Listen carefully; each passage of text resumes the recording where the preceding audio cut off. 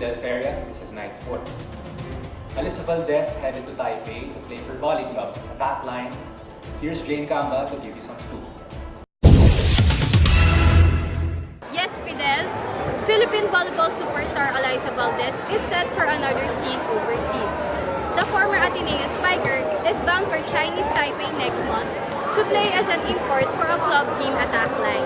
Valdez announced her latest career move in an interview with her former Ateneo teammate turned TV reporter Gretchen Kong. Earlier in the year, Valdez suited up in Thailand as an import for 3BB Nokorno. The 24-year-old Valdez said she had already been invited to play in Taipei 2 years ago, but she had to turn down the offer to focus on her final year with the Lady Eagles.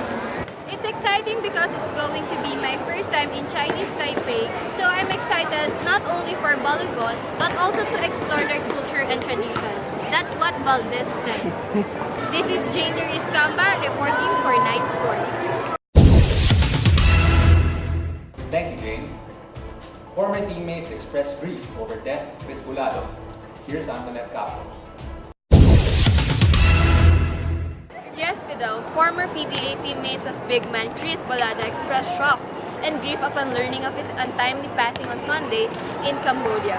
Four-time league MVP Alvin Patrimonio and mythical team member and all-star Jeff Carriazo were both surprised upon learning of Bulado's death. Reports said that the 6'7" former National University standout died in a motorcycle accident in the Cambodian capital, where he has been traveling back and forth after opening a restaurant business. They are named Inasal Nation, home of authentic chicken in Asal. He would have turned 48 this October 25. Quote, "Nakakalungkot na balita yan," said Patrimonio. If he had already got wind of the news about Bulado's death shortly after SARS 104-99 loss to TNT Catropa in a Governor's Cup Sunday at the Inares Sports Center in Antipolo City. Carriazo, meanwhile, took to Twitter in condoling the family and loved ones left behind by his former Alaska teammate.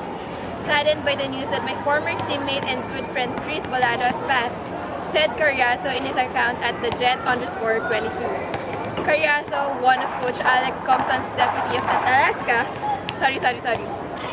Carriazo, one of Coach Alex Compton's deputies at Alaska, added that the hashtag Gentle Giant and hashtag Lucky Charm to his tweet.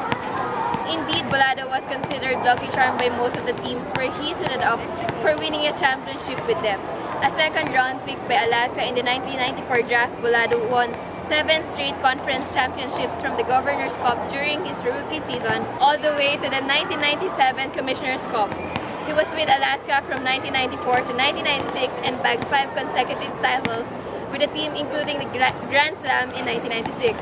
Bulado and Carriazo were teammates at Alaska for 2 seasons. The following season, Bulado transferred to Pure Foods, where he won the 1997 All-Filipino crown with Patrimonio. Aside from Alaska, Ginebra, and Pure Foods, Bulado also saw action for Pop Cola, Coca-Cola, San Miguel, and Red Bull. He had career averages of 2.4 points and 2.3 rebounds. Owing to his depth, size, and popularity, Bulado also got offers to do TV projects and movies, one starring in the film Anting Anting with Michael B., At Your Service, and The Fighting Chefs with Ronnie Ricketts. He also joined the Survivor Philippines Palau in 2008, but failed to win. Bulado's remains were still in Cambodia at posting time, but will be flown over the country, where his wake will be held in his native province of Lucban, Quezon.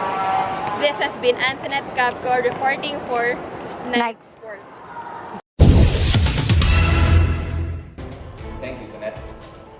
Russia loses appeal against Paralympics ban. Here's Lagria reporting. The IPC went further than the International Olympic Committee, or IOC, which has stopped short of a blanket ban in Russia at this month's Rio Games and left the decision instead in the hands of International Sports Federation.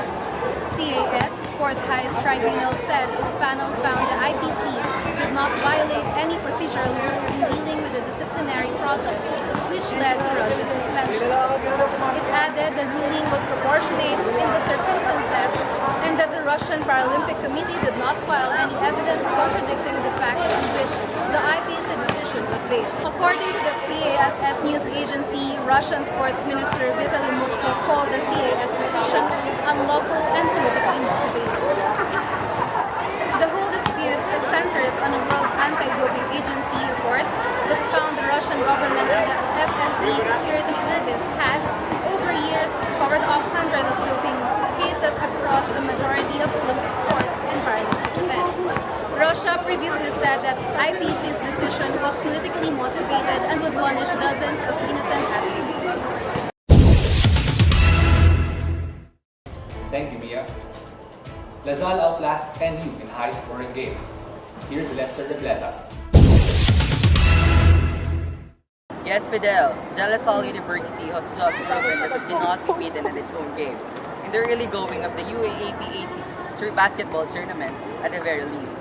Utilizing their full arsenal, the Green Archers aced the top test put up by the National University, 115-109, on Saturday at Araneta Coliseum.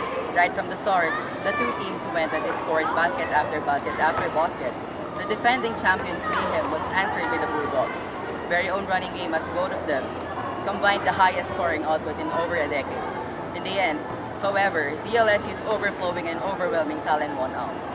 Invisible in the first game, Richie Rivero came alive in this one, especially inside the last 3 minutes, with his team trailing by 106 to 107. Rivero scored 4 unanswered points to put them up by 110 to 107 with the 2 minutes remaining. The two teams then traded defensive stops until Richie found his brother Prince for an inside basket and 112 to 107, advantage in favor of DLSU with 24 ticks to go. Down by 4 with 17 seconds left, NU still had an opening but Matt Salem's triple try went in and out. Moments later, Santi Santillan's couple of charities finished the job in the Green Archers' rise to 2-0. Without reigning and defending MVP Ben Mbala for the second straight game, Ayo found contribution from all over. Richie Rivero went up with a 21 points, 7 rebounds, and 2 assists. Aljon Melesio collected 20 markers, 8 assists, and 3 steals. And Santillan posted a 13 points, 16 rebounds, double-double. Backup guard Joel Lugo even had from himself a breakout game with 19 points built up, 5 triple. The Bulldogs had a breakout game of their own with rookie Jordan Bartlett opening eyes in tallying 23 points, 4 assists, 4 rebounds, and 4 steals. Captain JJ Alejandro also added 18 markers, 5 boards, and 5 games, which still proved insufficient in preventing their first setback of the season. This is Lester Rebleza for Nice Sports.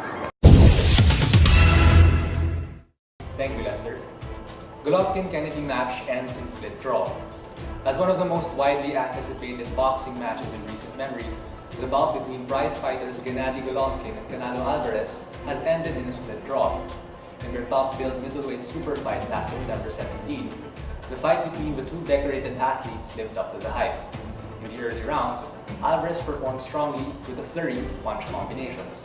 By a thin margin, sports commentators gave the edge to Alvarez and looked sprier than his Kazakh opponent. Once gaining stride, Golovkin countered midway into the match, landing a number of significant blows to his opponent. By the 5th round, the crowd was on its feet and the match had become the slugfest we had all expected to see. Alvarez was brought to the ropes by Golovkin, where they traded blows, but Alvarez found ways to counter ceaselessly. By the final round, neither fighter gave any quarter, much to the